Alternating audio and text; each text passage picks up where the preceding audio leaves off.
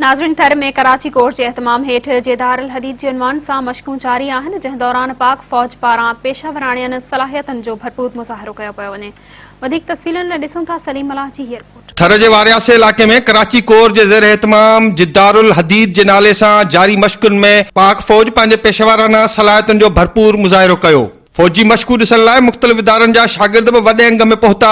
शागिर्दनि खे पाक फौज जे ज़ेर इस्तेमाल जदीद जंगी साज़ो सामान मुतलिक़ ॼाण पिणु ॾिनी वई। मुल्क ख़ातिर पंहिंजी जान जो नज़रानो ॾींदड़नि खे बि ज़बरदस्त ख़राज अक़ीदत पेश कयो वियो। 4 हफ़्तनि ताईं जारी रहंदड़ हिननि मश्कुनि में फौजी जवाननि पंहिंजी सलाहियतुनि जो भरपूर मुज़ाहिरो कयो। खेसर वारे इलाके में 1971 में पंहिंजे मुल्क ख़ातिर जान जो नज़रानो ॾींदड़ हुर फोर्स जे जवाननि जे यादगार ते गुलनि जूं चादरूं चाढ़ियूं वयूं। शागिर्दनि पाक फौज जे ज़ेर इस्तेमाल जदीद हथियारनि खे ॾिसी ख़ुशी जो इज़हार कयो। शागिर्दनि शहीदनि जे वारसनि तोड़े मक़ामी माण्हुनि पूरो ॾींहुं फौजी जवाननि सां गुज़ारे पंहिंजे ख़ुशी जो इज़हार कयो। कैमरामैन ज़ाकिर लगारी सां गॾु सलीम मलाह, मेहरान टीवी, हैदराबाद।